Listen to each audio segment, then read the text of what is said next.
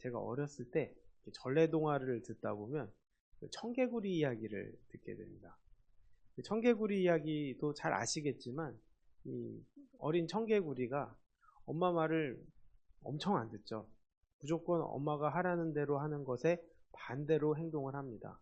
이렇게 하라 하면 저렇게 하고, 저렇게 하라 하면 이렇게 하고, 그렇게 엄마 말을 안 듣다 보니까 위험에 빠지게 되었고, 그 위험 때문에 그 엄마는 그 아이를 구하려다가 오히려 엄마는 죽음을 맞이하게 되고, 그때부터 그 엄마의 유언을 듣고 청개구리는 물가에다가 엄마를 묻어두고 쓸려가지 않게 해달라고 계속 우는 이야기가 바로 우리가 청개구리 이야기인데, 그 어머니가 왜 물가에 자기를 묻어달라고 그랬을까요? 아마 반대로 또 해야 할 것 같으니까 산에다 묻어주길 바라는 심정으로 했지만, 그 청개구리의 행동은 그때는 엄마 말을 들음으로 인해서 고생하는 인생을 살아가게 된다는 것을 우리가 경험하게 됩니다. 우리는 청개구리 이야기를 들으면서 그때 청개구리에 대해서만 생각할 때가 많지만 그 엄마의 심정이 어떨까 이렇게 생각을 해보게 됩니다. 이 아이가 잘 자라기를 바라고 또 온전하게 자라기를 바라는 그 부모의 마음이 있는데, 그 부모의 마음과는 전혀 다른 길, 위험한 길, 죽기 쉬운 길, 또 가서는 안 되는 길을 계속 가니까 그 엄마 입장에서도 계속 이렇게 이야기하고 싶죠. 제발 거기 안 갔으면 좋겠다. 제발 실수하지 마라. 제발 좀 돌이켜라. 이렇게 얘기하지만 죽어라 안 듣는 것이 바로 청개구리의 모습이다라는 것이죠. 오늘 이 바리새인과 예수님의 대화 역시도 계속적으로 그런 것 같습니다. 이 천국 잔치를 이야기하시면서 예수님은 결국 혼인잔치를 통해서 다시 천국을 가르치시는데, 이전부터 말씀을 계속 하여도 완악하게 거부하는 이들에게 다시 한번 강하게 설명을 하십니다. 이 완악한 바리새인을 보면서 예수님의 기분이 어떨까요? 똑같은 말을 계속 전해야 되는 마음, 또 듣지 않는 이 사람들의 마음을 알고 이야기하는 그 심정이 어떠냐는 것이죠. 그러나 예수님께서는 그런 완악한 바리새인조차도 구원하고 싶어 하셨던 것 같습니다. 예수님의 그 마음을 보게 됩니다.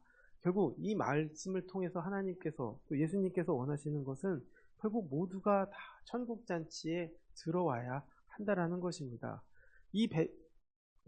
하나님께서 우리에게 베푸신 잔치를 우리가 누려야 되고, 이 기쁨의 잔치를 누려야 하는 것이고, 또 구원을 경험하는 이 잔치를 누려야지만이 우리가 사는 곳이 달라지는 그 잔치를 경험하게 된다는 것입니다.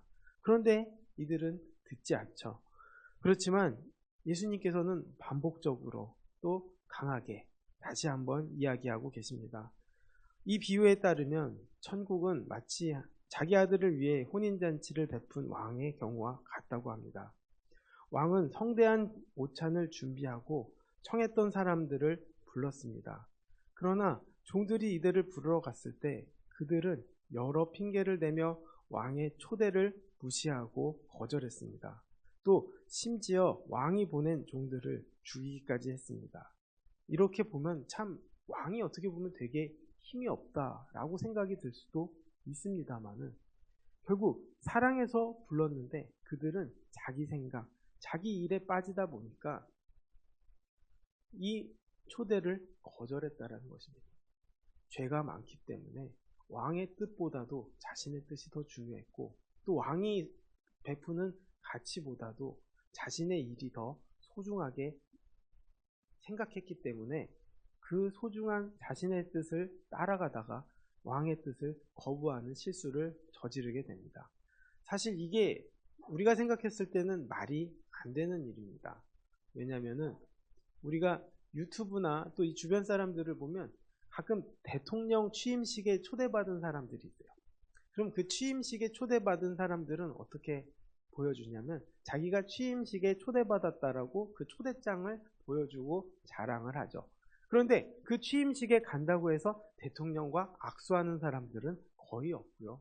한두 명이 아니라 수만 명이 모이는 자리다 보니까 거기서는 누가 무엇을 해도 또 누가 어떤 사람이다 할지라도 그렇게 대통령을 만나거나 악수하거나 또 그 부딪히는 일이 별로 없습니다. 그럼에도 불구하고 옷을 차려입고 또 옷매움새를 정결하게 하고 정갈하게 하고 아무도 봐주지 않는 그 수많은 사람들 중에 한 명이다라고 서 있다 할지라도 그들은 깨끗하게 입고 또 그 초대에 응하는 사람들이 대부분이라는 것입니다. 그런데 왕의 초대입니다. 왕의 초대인데 그 왕의 초대를 무시한다는 것 자체가 사실은 말이 안 되는데 오히려 왕이 보낸 종들까지 죽인다는 것은 정말 말도 안 되는 일이죠. 사람이 교만하지 않고서는 이러한 행동을 할 수 없다라는 것입니다. 그래서 이 진노한 왕은 군대를 보내어 그들을 진멸하고 또 그들의 마을을 불살랐습니다. 결국 이 비유를 통해서 초대를 거절한 사람들이 누구인가 우리가 생각해 봐야 한다는 것입니다. 바로 그들이 유대인들입니다. 그들은 왕의 종을 죽였습니다. 하나님의 일꾼과 또 선지자들을 죽인 것을 말합니다. 결국 그들은 진멸이 되고 말아버립니다. 이 마을이 불탄다는 것은 주 70년에 예루살렘의 멸망을 나타냅니다. 하나님은 오늘도 이 천국 복음을 여러 사람들에게 그 방법과 그 뜻을 전하고 계십니다. 이 은혜의 초대에 완악한 반응을 보인 유대인과 같이 되어서는 우리가 안 됩니다. 결국 이 비유의 뜻은 명백합니다. 유대인들이 거절한 이 혼인잔치는 결국 이 초대장은 이방인들에게 넘겨진다라는 것입니다. 내가 잘 믿는다, 내가 잘 생각한다, 또 내가 신앙생활 잘하고 있다, 이렇게 착각해서 안 되는 이유는 결국 잘못 믿었다가는 다른 사람에게 그 은혜가 돌아가게 된다라는 것입니다. 결국 이 왕은 초대했던 자들이 혼인잔치에 합당한 자들이 아니었다라고 말합니다.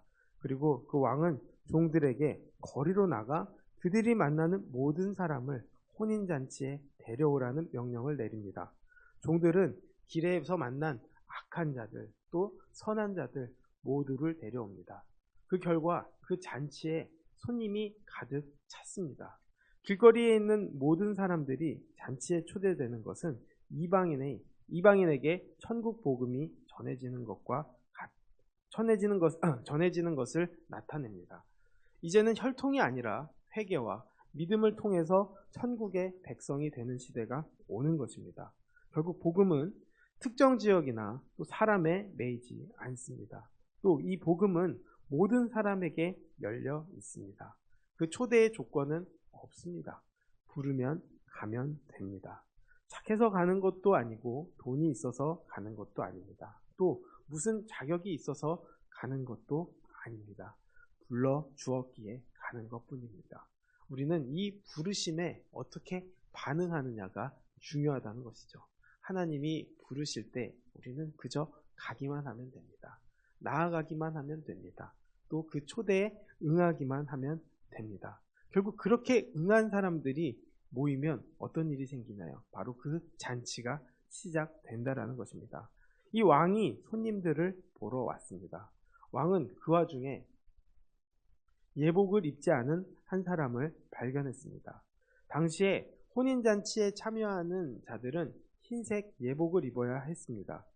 그런데 그 예복은 주인이 주는 겉옷입니다. 그러면 아무나 올 수 있다 하는데 왜 예의를 갖춰야 되느냐, 이 뜻이 아니라 그 예복도 주인이 준비하는 것입니다. 결국 단지 걸치면 되는 것인데 이것을 입지 않았다는 것은 결국 잔치를 거부한 것과 다를 바가 없다라는 것이죠. 그냥 입으면 되는데, 그냥 주는 것을 입으면 되는데 내 몸이 지저분해도 또 내 몸이 깨끗하지 못해도 또 내가 돈이 없어도 그 옷을 입을 능력이 없어도 그 주는 옷을 입으면 되는데 그것을 입지 않음으로 인해서 오히려 거절당했다라는 것이죠. 이 이유는 무엇이냐? 결국 초대한 사람에 대한 무례함을 보였다는 것입니다. 결국 왕은 이런 사람을 내쫓고 벌을 내렸습니다. 이 혼인잔치로 비유되는 이 천국잔치에도 예복이 필요하다는 것입니다. 그 예복은 무엇일까요? 바로 천국 복음을 들은 자가 갖추어야 하는 것으로 진정한 회개의 열매, 또 믿음과 또 의로운 삶이 있어야 한다는 것입니다. 천국 복음은 그저 듣기만 해서 끝나는 일이 돼서는 안 된다는 것입니다. 진심으로 회개하고 또 예수 그리스도에 대한 믿음을 가져야 한다는 것입니다. 또 그리스도의 피로 적신 그 겉옷을 입어야 한다는 것입니다. 아무리 화려해도 내 옷으로는 안 된다는 것이죠. 우리는 모두 거리에서 초대받은 자들입니다. 결국 회개하고 주님을 믿어 얻게 된 그 구원에 감사하고 또 그 감사한 마음을 통해 누리는 은혜의 삶으로 또 의로운 삶으로 지어진 예복을 입고 그 왕이신 하나님께 나아가는 저와 여러분이 되기를 주님의 이름으로 축원하겠습니다. 기도하겠습니다. 하나님, 우리가 주님 앞에 합당한 자가 되기를 원합니다. 또 그 합당한 자가 되어 주님 앞에 나아가기를 원합니다. 주님의 말씀을 듣고 회개하고 돌이키기를 원합니다. 그 돌이킴으로 인해 그 잔치에 참여한 백성이 되어 그 잔치를 누리고 기뻐하고 또 그 잔치에 부르신 능력 없는 우리를 부르신 그 왕이신 하나님을 우리가 찬양하고 감사하고 살아가게 되기를 주님의 이름으로 간절히 소원합니다. 구원의 기쁨의 또 우리의 기쁨을 넘어 모두의 기쁨이 될 수 있게 주님 함께하여 주시옵소서. 예수님의 이름으로 기도하였습니다. 아멘.